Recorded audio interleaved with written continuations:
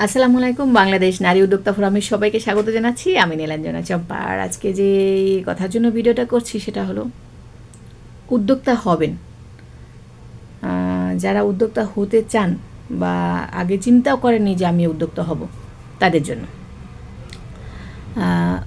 কথাটা হচ্ছে যে আমাদের গত কয়েকদিনের কিছু অভিযোগ অনুযোগ এগুলি নিয়ে আমরা ভিডিওটা করছি। অনেক মেয়েরাই চায় বিয়ের পরে আমি শ্বশুরবাড়ির কোনো কাজ করব না, আমি শ্বশুরবাড়িতে এসছি, বেড়াবো, খাবো, ঘুরবো, হাজব্যান্ড নিয়ে সময় কাটাবো, এক্সেট্রা। ঠিক আছে, তো আমি যারা এটা ভাবছেন তাদের জন্য আগে বলি যে আপনাকে হাজব্যান্ড বিয়ে করেছে, আপনি ওই পরিবারের পুরো পরিবারের দায়িত্ব নেবেন, 1 নম্বর।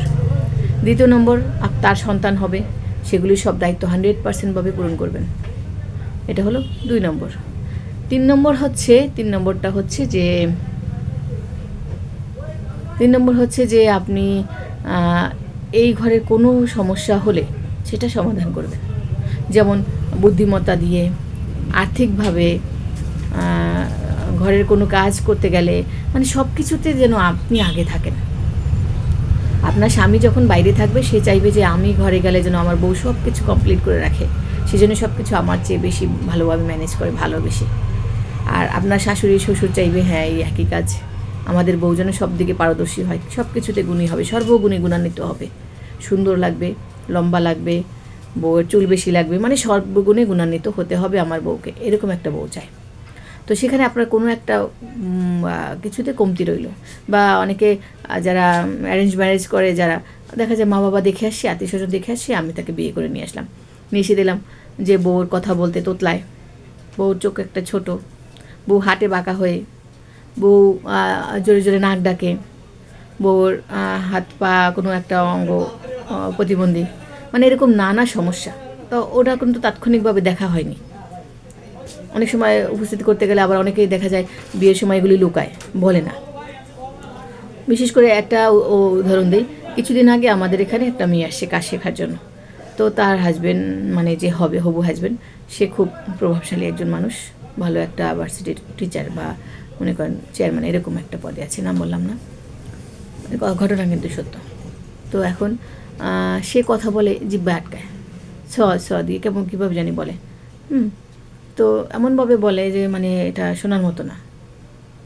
তার দাঁতগুলা বাঁকা, দাঁতগুলা পান খাইলে যেভাবে হয়, মানুষ পান খেলে যেমন দাঁতের ফাঁকে ফাঁকে কালো হয়ে যায়, এরকম। তার বয়স 25-26 হবে।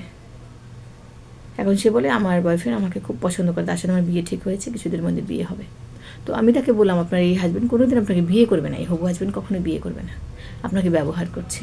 সে বলে না, আমাকে সে অনেক ভালোবাসে। বললাম তার ছবি দেখান, তার ছবি দেখালো, কিন্তু তার ছবি দেখতে দেখতে মনে হয় হ্যান্ডসাম একটা ছেলে, ভালোই, কিন্তু একটু নেগেটিভ মনে হলো। যাই হোক, আমি বললাম যে এই বিয়ে হলেও টিকবে না, কারণ কি অনেকে আমাকে বলতে পারেন আপনি কীভাবে জানলেন? হ্যাঁ, আমি জেনেছি, বুঝেছি, অভিজ্ঞতা দিয়ে, চারিদিকে দেখছি। কিছু জিনিস না নিজের জীবনে হওয়া লাগে না, দেখে দেখে অনেক কিছু শেখা যায়। এখন দেখেন এখনকার ইয়াং মেয়েরা অনেকটা সতর্ক, বিয়ে করে না, কারণ তারা দেখে চায় দেখি সবার সংসার ভাঙছে, আমাদের বুঝি ভাঙবে। তো ওরা বিশ্বাস করে না যে বিয়েটা আসলে পারফেক্ট। বিয়ের আগে স্বাবলম্বী হওয়ার কথা অনেক মেয়েরা চিন্তা করে, কিন্তু বেশিরভাগ মেয়েরাই চিন্তা করে না, বিয়ের পরে স্বামীরটা খাবে, বসবে, ঘুরবে আরামে, এটাই চিন্তা করে বিয়ে করে। পরে সবাই ঠকে, কিন্তু তারপর অনেক মেয়ে দেখার পরে বলে থাক আমার জীবনে হয়তো ভালো কিছু আসবে। এখন আমি সবাইকে এই প্রশ্নটা করি, আপনি যাকে বিয়ে করবেন তাকে কি অর্ডার দিয়ে বানিয়েছেন? সব আপনার মনের মতো হবে তো? মেয়ের মাকে বলি, বাবাকে বলি, আপনার মেয়েকে যাকে বা ছেলেকে বিয়ে করাচ্ছেন বা মেয়েকে বিয়ে দিচ্ছেন, সেই পার্সন কি একদম অর্ডার দিয়ে বানানো? সব কিছু কি পারফেক্ট বুঝবে আপনাকে? বুঝবে না। যখনই বুঝবে না তখনই লাগবে দ্বন্দ্ব। ঠিক আছে, এই দ্বন্দ্বের অন্ধত্বতে আমরা সবসময় সম্পর্কগুলো ছিন্ন করি। এখন ঘরে ঘরে ডিভোর্স হচ্ছে, এখন সবাই ডিভোর্সই বলতে গেলে, এখন বেশিরভাগ সংসার ভাঙছে, আর যারা জোড়া থাকলেও কিছুদিন থাকছে, আবার লাগছে, নিত্য ভাঙে ঘরে, এভাবে খেলা চলছে। একজন ওয়াইফ চলবে যেভাবে, হাজব্যান্ড চাচ্ছে তুমি এই পোশাক পরো, সে পরবে না, সে এটা করো, তুমি এটা করবে না, এভাবে খাও, এভাবে না। ওয়াইফ বলে আমি এই বংশের মেয়ে, আমি এভাবে চলে আসছি, আমি মা বাবা করে এভাবে রয়েছি, তোমার সংসারে এসে কেন আমি চেঞ্জ হব? ঠিক আছে, যাই হোক, এখন হলো যে ওয়াইফ মানছে না, হাজব্যান্ডও মানছে না, আমি এভাবে চলি, কেন তুমি আমাকে বাধা দিচ্ছ? হবে না, তাহলে কি হলো? ছাড়াছাড়ি। এখন সংসার আমি করবোই, আমার যেভাবে হোক এই সংসার টিকিয়ে রাখতে হবে। কজন মেয়ে ভাবে? মেয়েরা অনেকটাই ভাবে, ছেলেরা কিন্তু বেশি ভাবে না। ঠিক আছে? তো এখন আমি বলি, মূল উদ্দেশ্য কী ছিল ভিডিওটার, যে আপনার মেয়েকে বিয়ে দিচ্ছেন, বিয়ের আগে মেয়েকে সংসার সম্পর্কে সব ধারণা দেবেন। আর ছেলেকেও বিয়ে করাবেন, ছেলের মা ছেলেকে সব ধারণা দেবেন যে বিয়ের পর কিন্তু তোর বউ তোর কথা নাও শুনতে পারে, তোকে নাও বুঝতে পারে, তাহলে তোকে কিন্তু মানিয়ে নিতে হবে, পারবি তো? তবে বিয়ে কর। সেই ধৈর্য, সহ্য, সেই বলার ক্ষমতা, সেই ম্যানেজ করার ক্ষমতা, সেই সহনশীলতা সব কি তোর আছে? তবেই বিয়ে কর। ছেলের মাকেও বলছি, মেয়ের মাকেও বলছি, মা বাবাকে দুজনকেই বলছি। কখনো হুট করে ধরেই একটা মেয়েকে ধরে নিয়ে আসলেন, বিয়ে করালেন, তারপর মেয়েটার এই দোষ সেই দোষ বলে মেয়েটাকে একটা বাচ্চা মা বানিয়ে ছেড়ে দেবেন, রাস্তা রাস্তায় ঘুরবে, অভিশাপ নেবেন না? অনেক অভিশাপ নেবেন। ঠিক আছে? অনেক অভিশাপ নেবেন। কারণ কি, একটা মেয়ে যখন রাস্তায় একা একা থাকে, মা বাবার আত্মীয় স্বজনের বাসায় থাকে, সে কিন্তু তুচ্ছতায় ভরা জীবনটা তার থাকে। আত্মীয় স্বজন, মা বাবা, বন্ধু বান্ধব সব কিন্তু বিয়ের পরে পর হয়ে যায়। মেয়েরা বিয়ের সময় বেশি কাঁদে কেন জানেন? কারণ জানে আজকে থেকে তার কপাল পড়ছে। একজন স্বামী আসছে তার জীবনে, একটা শ্বশুর বাড়ি আসছে তার জীবনে, এদিকে আত্মীয় স্বজন সবার তার পর হয়ে যাচ্ছে।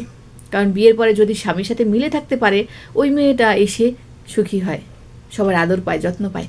যখন ওই মেয়েটা স্বামীর সাথে বনিবনা হয় না, এসে বলে যে আমিও তার সাথে থাকতে পারছি না বা সেরকম সেরকম, তখন তার কথা হাজারটা সত্য হোক, তবুও কেন তুমি ওখানে থাকতে পারলে না, কেন তার সাথে ম্যাচিং হলো না তোমার, আমরা কেন তোমাকে বিয়ে দিয়েছিলাম, তো কেন তুমি ফিরে আসছো? ওই মেয়েটাকে কেউ সাপোর্ট করে না, পরিবারের লাখে দুই একজন আছে একটু সাপোর্ট দেয়, একটু, 100% না। ওই আনম্যারিড মেয়েটাকে যে যত্ন করতো সেটা কিন্তু পায় না। আর সেই ঘরে যে একটা বাচ্চা হয়, 2-3 বাচ্চা হয়, ওই বাচ্চাগুলো তুচ্ছতা নিয়ে নির্ভর হয়, সবার ধক্কা খায়, আত্মীয় স্বজনের কাছে গেলে সবাই ঠোকরায়, তোর বাবা মা মিলে নেয়, তোর বাবা মা ঝগড়া করে, তো কীভাবে ভালো হবি? তো বাচ্চাগুলো কষ্ট। তো এই জন্য আমি ভিডিওটা এই জন্য করছি, যারা মেয়ে বিয়ে দিচ্ছেন তারা অনেকবার ভাববেন যে আপনার মেয়েকে কাকে দিচ্ছেন, কোথায় দিচ্ছেন। বিয়েটাই মূল না, মেয়েরাকে বিয়ের আগে স্বাবলম্বী বানান, টাকা দরকার, টাকা। অনেক শিক্ষিত বানালেন মানে বেকার বানালেন। শিক্ষিতর সাথে সাথে তাকে নানা রকম কাজ শিখতে হবে, সেটা কি বানিয়েছেন? সেই যোগ্যতাকে অর্জন করিয়েছেন? অনেকে বিদেশে পাঠায়, ছেলে মেয়ে বড় হয়েছে বিদেশে যাবে, আচ্ছা বিদেশে গিয়ে তারা কি করবে? কোন কাজটা শিখে গেছে, কোন কাজটার যোগ্যতা আছে যেটা বিদেশে গিয়ে সে করবে? কিছুই জানে না, তাকে বিদেশে পাঠাচ্ছেন। এই যে বিদেশ থেকে মরা মানুষগুলি আসছে, বিদেশি নিয়ে মানুষগুলিকে নানাভাবে হ্যারেস করছে, নানাভাবে তাদের শাস্তি দিচ্ছে, কিডন্যাপ করছে, ব্ল্যাকমেল করে টাকা নিচ্ছে। কেন? কারণ আপনি বেকার একটা মানুষকে বিদেশে পাঠিয়েছেন। অনেক বাবা মা আমাদের দেশে দেখেছি, টাকা পয়সা রেডি করে, বাড়ি গাড়ি বিক্রি করে, সব বিক্রি করে মেয়েকে ছেলেকে বিদেশে পাঠায়, সে ওখানে গিয়ে বেশি টাকা ইনকাম করবে। আসলে কি পারবে? আগে জানেন সে কি কাজ করবে ওখানে গিয়ে? প্রশ্ন করেন। ভাবুন আমি যুদ্ধে যাব, তো আমার গায়ে হাতে কি অস্ত্র আছে? কোনো অস্ত্র নাই, তাহলে আমি কি যুদ্ধে গিয়ে বাঁচতে পারবো? শত্রুপক্ষ আমাকে মেরে ফেলবে না? হয় বন্দুক থাকতে হবে, নাহলে তরবারি থাকতে হবে, না হলে আমার কোনো একটা যোগ্যতা থাকতে হবে, আমি পালিয়ে যেন আসতে পারি। কিছু তীর ধনু কোনো কিচ্ছু নাই, বন্দুক নাই, পিস্তল নাই, কিচ্ছু নাই, কিন্তু আপনি যুদ্ধে যাচ্ছেন। বিদেশ যাওয়াটা সেরকম বিয়ের মতো আরেকটা যুদ্ধ। টাকার জন্য আমাদের সন্তানরা, আমাদের ছেলে মেয়ে ভাই বোনরা, আমাদের চাচা কাকা যাই বলি, সবাই যাচ্ছে বিদেশে। আমি বিদেশ গিয়ে বড় একটা বেশি টাকা ইনকাম করব। কি যোগ্যতা নিয়ে যাচ্ছেন? অনেক মেয়েরা দেখে গার্মেন্টসে একটু পকেট লাগাতে পারে, একটু চেন লাগাতে পারে, অমুক তমুক একটু কাজের জন্য বিদেশে যাচ্ছে। ওই কাজটা যখন না হয়, তখন ওই কাজটা ওখানে গিয়ে পেলেন না, তখন কি করবেন? এই জন্য বলছি মেয়েদের এমন একটা কাজ শিখবেন যেটা আপনি সব জায়গায় গিয়ে করতে পারেন। বিদেশে যান, কোনো আপত্তি নেই, আপনি যোগ্যতা নিয়ে যান, আপনি ভালো একজন টেইলার হয়ে যান, দেখবেন কাজ পাবেন। আপনি কুশিতে ভালো কাজ শিখে যান, কুশি কাজটা পারবেন। নকশি সেলাই খুব এক্সপার্ট হয়ে যান, পারবেন। তো যেখানেই থাকুন, যেভাবে থাকুন, আগে যোগ্যতা অর্জন করুন। বিশ্ববিদ্যালয়, স্কুল, কলেজ সবাই কি বানাচ্ছে?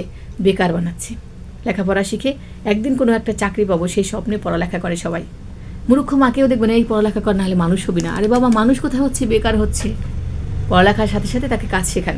এই যে ইয়াং ছেলে মেয়েগুলো দেখি সন্ধ্যার পরে সব বাচ্চাগুলা 9-10 পড়া ছেলেগুলা রাস্তায় বসে আড্ডা দেয়, ইয়াবা খায়, গাঞ্জা খায়, নেশা খায়, গেমস খেলে, মোবাইলে আসক্ত, কোনো কাজ নাই। কারণ মা বাবা বলে দিয়েছে আপাতত লেখাপড়া কর, মাস্টার্স শেষ করবি, কোনো একদিন বড় হবি, তারপর একটা চাকরি করবি। আর কিচ্ছু শেখাচ্ছে না। তার মানে সে নেশা খেয়ে, নানাভাবে প্রেমে আসক্ত হয়ে, নানা খারাপ কাজে আসক্ত হতে হতে হতে হতে জীবনটা ঝালাই দিয়ে যখন শেষ বয়সে গিয়ে চাকরিও পাবে না, তখন হয় সে আত্মহত্যা করবে, না হয় সে খারাপ পথে চলে যাবে, বিভিন্ন অবৈধ কাজে লিপ্ত হবে, কারণ তাকে টাকা ইনকাম করতে হবে। তাই সবাইকে বলছি আপনার সন্তানকে এখনও সময় আছে বাঁচান, এখনও সময় আছে, বাঁচান। তাকে বিভিন্ন রকম কারিগরি কাজ শেখান। ইনশাল্লাহ বাংলাদেশের সবাই যদি আমরা কারিগরি কাজের দিকে ধাবিত হই, নিজে একটা কোনো একটা গুণে এক্সপার্ট হওয়ার চিন্তা করি, তো আমার মনে হয় না এক্সপায়ার হব। তো লেখাপড়া শিক্ষিত হয়ে একদিন বয়স হলে আপনার ডেট এক্সপায়ার হয়ে যাবে, আপনি আর কাজে চাকরি পাচ্ছেন না। কিন্তু যদি এক্সপার্ট, তো যা হোক, আপনি ডেট এক্সপায়ার হবেন যদি উচ্চশিক্ষিত হয়ে বেকার থাকেন, তাহলে এক্সপায়ার হয়ে যাবেন। আর এক্সপার্ট হবেন যে কোনো একটা কারিগরি কাজ শিখবেন, বা অবস্থা সময় সব কিছু বুঝে এমন একটা কাজ করবেন, কাজ শিখবেন যেটা আপনি ক্রিয়েটিভিটি দেখাতে পারবেন, আপনি আগামীতে নতুন কিছু আবিষ্কার করতে পারবেন, বা কোনো কাজ রেডিমেড বানিয়ে দিতে পারলেন, কাজ করতে পারলেন, কৃষিকাজ হোক, যেটা হোক, যার যেমন অবস্থা তেমন বুঝে। কোনো দিন চাকরির আশায় নিজের বয়সটা শেষ করবেন না, এক্সপায়ার হবেন না, এক্সপার্ট হবেন। তো লাস্ট মেসেজ এটাই যে এক্সপায়ার হবেন না, এক্সপার্ট হবেন। আরেকটা কথা বলে যাই, যেটা শুরুতে বলেছিলাম, যে আপনার ছেলে মেয়েকে বিয়ে দেওয়ার সময় অনেক সাবধান থাকবেন, নিজে বিয়ে করার সময় সাবধান থাকবেন, বিয়ে করার আগে স্বাবলম্বী হবেন, অনেক টাকা ইনকাম করে আরামে বউ নিয়ে ঘুরবেন। ছেলেদের বলছি, আর মেয়েদের বলছি, বিয়ের পরে স্বামী ভালো নাও হতে পারে, স্বামী তো অর্ডার দিয়ে বানান নাই, তাহলে কীভাবে বুঝলেন আপনাকে বুঝবে? আপনার বাচ্চা দেখাশোনা আপনাকে সম্পূর্ণ ভালোবাসা দিয়ে আগলে রাখবে, সে মানুষটা পারফেক্ট নাও হতে পারে আপনার জন্য, তাই না? ভাগ্যটা বলা যায় না কী হয়, কার ভাগ্যে কী জোটে। তো আগেই সতর্ক থাকুন, স্বাবলম্বী হন বিয়ের আগে, বিয়ের পরে নয়। বিয়ের পরে বাচ্চা নিয়ে দৌড়াদৌড়ি করে অনেক কষ্ট হয়, ওদেরকে অনেক আদর যত্নে বঞ্চিত করে কাজ করতে হয়। তো ওই জন্য বিয়ের আগে নিজে আগে স্বাবলম্বী হন। পড়ালেখার সাথে সাথে 9, 10-এ উঠলেই মেয়েদেরকে কাজে লাগিয়ে দেন, যে কোনো একটা কাজ শিখুক। ক্লাস 2, 3 থেকে, মানে আমি বলি 8 বছর হলেই কাজে লাগাতে হবে, ছোটো ছোটো কাজ। তখন একটা চাপ দেওয়া যাবে না যে তুমি এই কঠিন কাজটা করতে হবে, ছোটো ছোটো কাজ। সারাদিন মোবাইল দিয়ে গেমস খেলে সময় নষ্ট করে, তাহলে মোবাইল দিয়ে কেমন কিছু করুক, কিছু লেখুক। হ্যাঁ, লেখায় কবিতা আবৃত্তি, লেখা, গান, নাচটাও অ্যালাউ করি না, গানও বেশি অ্যালাউ করি না। গানটা নাচ গান করলে না, অভিনয়, নাচ গান, এগুলি না মানুষকে সম্মান দেয় না। দেখেন বড় বড় অভিনেতারা এখন না খেয়ে মরছে, ঘরে ভাত নাই। কারণ কি হয়, অনেকে বলতে পারে অভিনয় তো একটা শিল্প। না, অভিনয় একটা শিল্প না। অভিনয়টা যদি শিল্প হতো, তাহলে শিল্পী মরার আগে না খাই থাকে কেন? হাসপাতালে যাওয়ার টাকা নাই, সরকারের সাহায্য দিতে হয় কেন? কেন পারে? কারণ এখানে ক্রিয়েটিভিটি বেশি দেখানো যায় না। এমন কোনো কাজ না এটা যে আমি ওই ক্যামেরা থেকে সরে আসার পরে কাজটা করতে পারছি কোথাও। যতক্ষণ ক্যামেরা থাকছে ততক্ষণ আমাকে মানুষ দেখছে, টাকা পাচ্ছি। যখন ক্যামেরা থেকে সরে যাচ্ছি, হয় না। আর আমি এমন কাজ শেখাচ্ছি, সেলাই কাজ শেখাচ্ছি, ক্যামেরা লাগে না, সারা জীবন যতদিন চোখ আছে বসে বসে করে যান, টাকা ইনকাম করেন। ঠিক আছে, নাচ গান করবেন যতদিনে, গান ততদিন করবেন যতদিন আপনার ভয়েসটা সুন্দর থাকে, গলা সুন্দর থাকে। গলা শেষ, গানও শেষ। কীভাবে বুঝলেন আপনি একদম কোটিতে একজন সেরা কণ্ঠশিল্পী হবেন? বুঝলেন কীভাবে? ওটার ভিতরে সময় দিচ্ছেন। আবার নাচ তো এলাও না মেয়েদের জন্য, ভালো লাগে না, দেখতে অশালীন লাগে, ভালো লাগে না। ঠিক আছে, তো এইসব কাজ শিখে কোনো লাভ নাই। এখানে বিখ্যাত হওয়াটা খুব মানে দূরের স্বপ্ন, আর কুখ্যাত হওয়াটা খুব কাছের স্বপ্ন। কারণ শিল্পী যারা আছে, নাচ গান করে, আবৃত্তি করে, ছবি আঁকে, এরা বেশিরভাগই কুখ্যাত হয়, বিখ্যাত কম হয়। এখানে বেশি একটা কিছু দেখানো যায় না। আর মনে করেন আমি ভালো ছবি আঁকতে পারি, কজন আছে আমার ছবিটা কিনে নেবে? কজনের ছবি কিনে ঘরে সাজায়? ছবি তো রেডিমেড বাড়ি করতে পাওয়া যায়। এখন বলেন অনেকেই তো ছবি বিক্রি করে অনেক কোটিপতি হচ্ছে, বা কজন হচ্ছে সেটা দেখেন না। কজনের ছবি কিনে ঘরে সাজানোর মতো ক্ষমতা রাখে সেটা দেখেন। সে কাস্টমার কোটিতে একজন পাবেন না, কিন্তু আমি সেলাই করছি, ঘরে ঘরে কাস্টমার, প্রতিজনে কাপড় পরবে, ন্যাংটা কেউ থাকবে না। ঠিক আছে, প্রতিজনে কাপড় পরবে, খালি গায়ে তো কেউ থাকবে না, তাই না? তার মানে আমি কাস্টমার সবসময় পাচ্ছি। তাহলে সেজন্য আমি এমন একটা কাজ করব যে কাস্টমারটা সবসময় আমার কাছে আসবে, প্রতি মাসে, সপ্তাহে তারা আমাকে দরকার হবে, আসবে। ঠিক আছে, তো এরকম কাজগুলো শিখুন। আর সেজন্যই আমরা বলছি নকশি সেলাই, টেলারিং, কুশিকাজ, এগুলো শিখলে কখনো কোনো দিকে তাকাতে হয় না মেয়েদের। ঢাকায় যারা আছেন আর গ্রামে যারা আছেন, তারা শাকসবজি চাষ করেন, হাঁস মুরগি পালেন, হ্যাঁ, গবাদি পশু পাখি, এইসব নিয়ে কাজ করেন, দেখবেন অনেক ভালো কিছু করতে পারছেন। একটু কেয়ারফুল হতে হবে, সতর্ক থেকে পাহারা দিয়ে রাখতে হয়, খেয়াল রাখতে হয়, ভালো করে বেড়া দিতে হয়, অনেক কষ্ট হয় পালতে, তবু ওই কাজটা করবেন। ঠিক আছে, তো সবার জন্য শুভকামনা, সবাই ভালো থাকবেন। আর যে কথাগুলি বলেছি, কারো গায়ে লাগাবেন না, কেউ মন খারাপ করবে না, কাউকে ছোটো করার জন্য বলিনি, সবাইকে সাবধান থাকার জন্য বলেছি। আমি সবসময় সবাইকে সাবধান থাকতে বলি। অনেকে বলবে আমি বিয়ে বিরোধী কথা বলি না, বিয়ের আগে স্বাবলম্বী হোক সেটা বলি, তাই না? আমি অনেক টাকা ইনকাম করবো, বাচ্চা নিয়ে আরামে সুন্দর ঘুরবো, এখানে সেখানে যাব, বাচ্চারা যা চাইবে কিনে দেবো, আমার ঘরটাকে সুন্দর করে সাজাবো, আমার একটা ফুলের বাগান থাকবে, বিকালে বাচ্চারা খেলবে, আমি নিয়ে ঘুরবো, আমার পুকুর ভরা মাছ থাকবে, গোয়াল ভরা গরু, এরকম যেরকম ছোটোবেলায় শুনতাম ওরকম সব কিছু থাকবে। তার মানে আমার কোনো কিছুতে কষ্ট হচ্ছে না, এরকম একটা দিন আমার আসবে। তো ছোটোবেলা থেকে মেয়েটাকে বা ছেলেটাকে ওই স্বপ্নটা দেখান, বাবা ছেলেটাকে বলেন, বাবা তোর যেন বড় হলে তোর বউ যেন মানুষের বাসায় কাজ না করতে চায়, তোর বউ যেন রাস্তা রাস্তা না ঘুরে, চাকরির জন্য অফিসে যেন চলে না যায়, কারণ চাকরি করতে গেলে তোর বাচ্চাকে দেখবে, তোকে দেখবে, সারাক্ষণ বাচ্চারা কাজের বউর কাছে বড় হবে, বাচ্চাটা মন খারাপ করে বসে থাকবে, তো কিন্তু কষ্ট হবে। তাহলে তুই এমনভাবে তৈরি হ যেন তোর বউ ছেলে মেয়েকে যত্ন করে একদম সুন্দর করে পালতে পারিস। আর মেয়েটাকে বলেন, যদি তোর স্বামী খারাপ হয়, যদি ভালো না হলো, তোকে না বুঝলো, কীভাবে বুঝবি? তাহলে স্বামীর হওয়ার আগে, বিয়ে করার আগে নিজেকে সুন্দর রাখ, পাক পবিত্র রাখ, এবং বিভিন্ন রকম কাজ শিখে স্বাবলম্বী এমনভাবে কিছু কর যে ঘরে বসেই যেন তোর টাকা ইনকাম হয়, ঠিক আছে? যদি স্বামী খারাপ হয়, আর ভালো হলে তো ভালো। এখন দেখেন, একজন স্বামী যদি পরিপক্ক হয়, সব কিছু দিয়ে বোঝে, সংসার সম্পর্কে ধারণা রাখে, দায়িত্বগুলি সুন্দর করে পালন করে, তাহলে তার ডিভোর্স হবে না, সংসারগুলি এরকম ভাঙবে না। এখন প্রায় দেখি অনেক ছেলেরা বিয়ে করে একটা দুটো বাচ্চা বানায়, বউকে সারাদিন জারি মারে, এই ঘর ভাড়া দিতে পারবো না, এই আমার কাছে টাকা নেই, বাপরে ভাই দেন, এই বাপের কর দিতে, এই তোরে পালি কী করতে, মানে বউকে নিয়েছে সে ওই টাকা ইনকামের একটা পথ হিসেবে। বউ বিয়ে করেছে, তুমি একটা মেয়েকে সংসারে দায়িত্ব পালন করবে, সেটা না করে সে ব্যর্থতার স্বীকার না করে সে বলে কি বাপের বাড়ি দিয়ে টাকা নিয়ে আসো। মানে এর মতো হারামজাদার আছে কোথাও? এর মতো খবিশ কোথাও আছে? বাপের বাড়িতে টাকা এনে আমি কেন তোমার সংসার করব?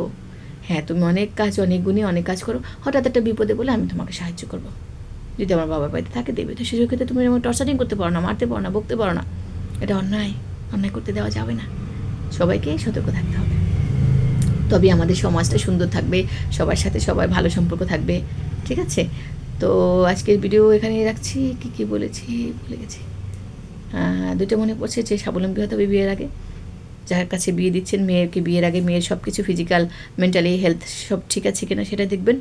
আর একটা হলো যে বিয়ের আগে স্বাবলম্বী হবে, সেটা তো বলেছি। আর একটা হলো যে চাকরির পিছনে ঘুরবেন না, এক্সপায়ার হবেন না, এক্সপার্ট হবেন।